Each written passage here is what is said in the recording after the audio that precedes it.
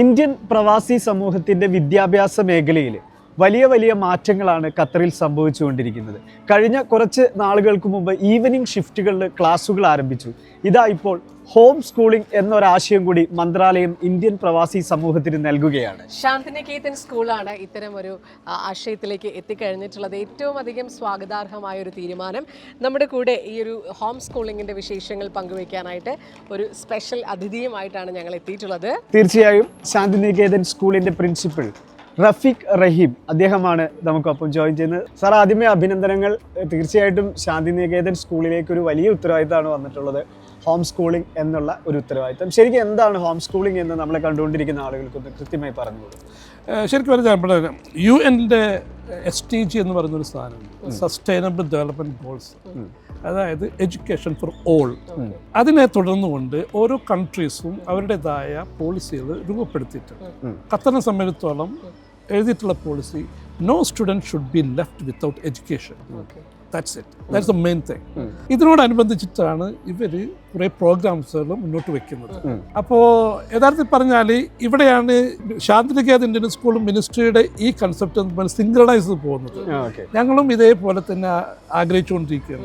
ഇവിടെയും ഒരു കുട്ടി പഠിക്കാതിരിക്കരുത്, ഇന്ത്യൻ കുട്ടി എന്നല്ല, ഒരു കുട്ടിയും പഠിക്കാതിരിക്കരുത്. അപ്പോൾ നമ്മൾ പലപ്പോഴായിട്ട് പല റിക്വസ്റ്റുമായിട്ട് നമ്മൾ മിനിസ്ട്രിയിലേക്ക് അപ്രോച്ച് ചെയ്യാറുണ്ട്.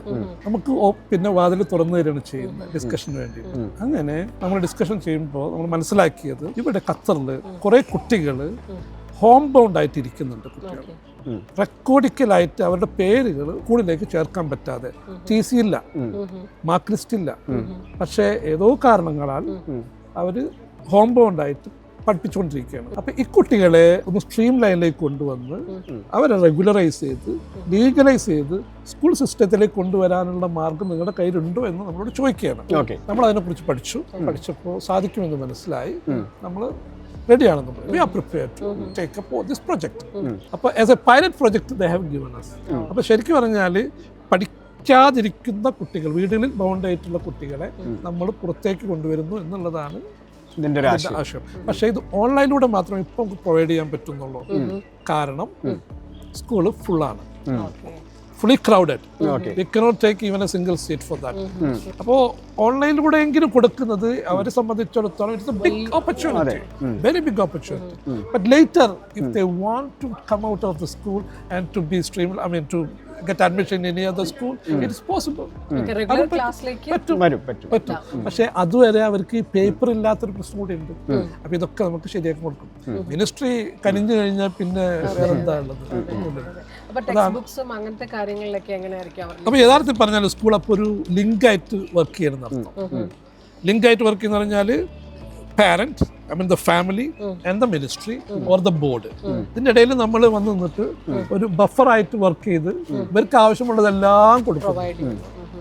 ആർക്ക് എന്തൊക്കെയാണോ ആവശ്യമുള്ളത് എല്ലാം കൊടുക്കും.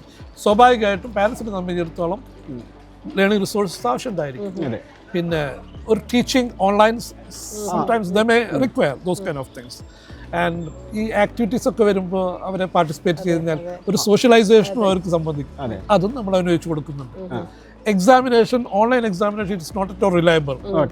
സോ ഒരു റിഗറസ് അസസ്മെന്റ് പ്രാക്ടീസ് അവരെ ആ സമയത്ത് നമുക്ക് ക്യാമ്പസിലേക്ക് കൊണ്ടുവന്ന് അവർക്ക് എക്സാം കൊടുക്കാൻ പറ്റും.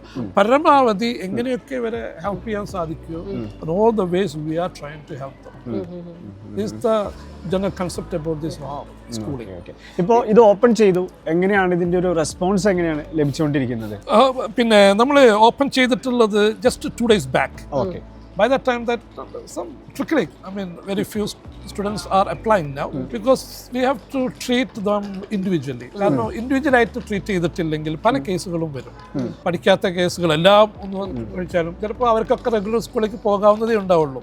ഇതിലേക്ക് പിന്നെ വരേണ്ട യാതൊരു ആവശ്യം ഉണ്ടാവില്ല. അപ്പോൾ അതൊക്കെ ഓരോന്നും ട്രീറ്റ് ചെയ്തുകൊണ്ട് അതിനനുസരിച്ചിട്ട് നമ്മൾ അവർക്ക് ആവശ്യമുള്ള നിർദ്ദേശങ്ങൾ കൊടുക്കാനാണ് ഇപ്പോൾ നമ്മൾ തീരുമാനിച്ചിട്ടുള്ളത്. അതിൻ്റെ ഫിൽറ്ററിങ് നടന്നുകൊണ്ടിരിക്കുന്നേ ഉള്ളൂ. ഇനീഷ്യൽ പ്രോസസ്സാണ്. എത്രയും പെട്ടെന്ന് ഡിസംബർ ആകുമ്പോഴേക്കും നമ്മൾ ക്ലാസ്സുകളൊക്കെ ആരംഭിക്കണം എന്നാണ് തീരുമാനിച്ചിട്ടുള്ളത്. ഇതുപോലെ താല്പര്യമുള്ള ആളുകൾക്ക് എങ്ങനെ സ്കൂളിലേക്ക് ഡയറക്റ്റ് കോൺടാക്ട് ചെയ്യാൻ, എന്താ ചെയ്യാൻ പറ്റുന്നത്? നമ്മൾ പിന്നെ എല്ലാ ഫ്ലയേഴ്സും എല്ലാ സോഷ്യൽ മീഡിയയിലും നമ്മൾ അപ്ലോഡ് ചെയ്തിട്ടുണ്ട്. അതോടൊപ്പം തന്നെ ഫേസ്ബുക്കിലും, ഐ മീൻ നമ്മുടെ വെബ്സൈറ്റിലും ഇത് കാണാവുന്നതാണ്. എനിക്ക് തോന്നുന്നില്ല ഇപ്പം ആക്സസിബിൾ ആണ്, ഇപ്പം എല്ലായിടത്തും ആക്സസിബിൾ ആവുന്ന വിധത്തിൽ നമ്മൾ ചെയ്തിട്ടുണ്ട്. അതിൻ്റെ പ്രതികരണങ്ങളാണ് ഇപ്പോൾ വന്നുകൊണ്ടിരിക്കുന്നത്. ഹോപ്പ് ദാറ്റ് വൺ കിട്ടുന്നവരെല്ലാം നമ്മുടെ ഗ്രൂപ്പുകളെല്ലാം കൊടുക്കുന്നുണ്ട്. ഇൻഡിവിജ്വൽ ഗ്രൂപ്പ്സ് ആണെങ്കിലും ടീച്ചേഴ്സിൻ്റെ ഗ്രൂപ്പ്സ് ആണെങ്കിലും കൊടുക്കുന്നതനുസരിച്ചിട്ട് അങ്ങനെ സ്പ്രെഡ് ചെയ്ത് പോകുന്നുണ്ട്. പക്ഷേ പിന്നെ നമുക്ക് പിന്നെ മനസ്സിലാക്കേണ്ടതെന്ന് വെച്ച് കഴിഞ്ഞാൽ അങ്ങനെ multitude of students are not waiting for this never. 10-15 കുട്ടികളാണെങ്കിൽ തന്നെയും ഞാനൊരു നമ്പർ ഒരു just for a random base ആമറ്റല്ലേ ആണെങ്കിൽ തന്നെയും അവർ ഈ പ്രശ്നത്തിന്റെ പേരിൽ പഠിക്കാതിരിക്കരുത്. അത്രേ നമ്മൾ ഉദ്ദേശിച്ചിട്ടുള്ളൂ. കാരണം അവർക്ക് ഇതൊരു ഡോർ തുറന്നു കൊടുത്തു കഴിഞ്ഞാൽ അവർ വന്നോളും, പഠിച്ചോളും. ഈ ഹോം സ്കൂളിംഗ് ശരിക്കും പറഞ്ഞാൽ ഇത് യൂണിവേഴ്സൽ കൺസെപ്റ്റിൽ prime responsibility of the parents ആണ്.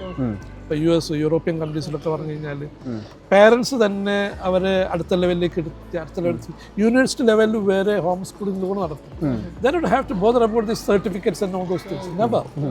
If they are qualified for the entrance test, for example, SAT examination, they have to pass it. They are not looking for the school details. They don't want. They have to score 1400 marks. അപ്പോൾ അതിൽ കാര്യമായിട്ട് science വേണം, maths വേണം, English വേണം. അപ്പോൾ ഒരു expert ആയിട്ടുള്ള പാരൻസിനെ സംബന്ധിച്ചോളം അവർക്ക് സമയമുണ്ടെങ്കിൽ പഠിച്ചെടുക്കാവുന്നതേ ഉള്ളൂ, എടുത്ത് ആ കുട്ടിയെ വളർത്താവുന്നതേ ഉള്ളൂ. UAE പിന്നെ ഉണ്ടായിരുന്ന സമയത്ത് എനിക്ക് നല്ലൊരു അനുഭവമുണ്ട്. ഒരു ഫാമിലി, മലയാളി ഫാമിലി, ഒരു കുട്ടിയെ അവർക്ക് 2 കുട്ടികളുണ്ട്.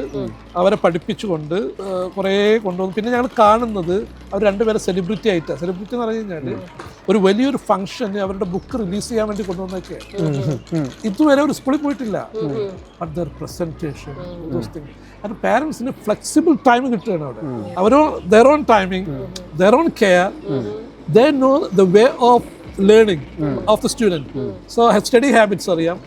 So on that basis they are streamlining the child. So it is effective. But അങ്ങനെ തന്നെ നമ്മൾ പറിച്ചു നടാൻ ശ്രമിക്കുമ്പോഴാണ് പ്രശ്നം വരുന്നത്. ഇവിടെ വേറെ പല കാരണങ്ങൾ കൊണ്ടാണ് ഹോം എഡ്യൂക്കേഷന് മറ്റേ ആ ഒരു വിഷണറി അപ്രോച്ചിലല്ല, മറിച്ച് ഇതില്ല ഫിസിക്കൽ എന്നുള്ള രൂപത്തിൽ ആവുമ്പോൾ ഏതെങ്കിലും മൊമെന്റ് വെച്ചിട്ട് ഡിസ്കണ്ടിന്യൂഡ് ആവുകയാണ് അവിടെ വെച്ചിട്ട്. പിന്നെ എന്ത് ചെയ്യണമെന്ന് വരോട്ട് അത്തരം കേസുകൾ പലതും ഉണ്ട്. അവരെയാണ് ഇപ്പോൾ നമ്മൾ സഹായിക്കാൻ വേണ്ടി ഉദ്ദേശിക്കുന്നത്. ഇപ്പം ഇതിൽ ചേരുന്ന ഹോം സ്കൂളിങ്ങിലേക്ക് ജോയിൻ ചെയ്യുന്ന കുട്ടികൾക്ക് എക്സ്ട്രാ കരിക്കുലർ ആയിട്ടുള്ള ആക്ടിവിറ്റീസിനുള്ള സാധ്യതകൾ എങ്ങനെയാണ്?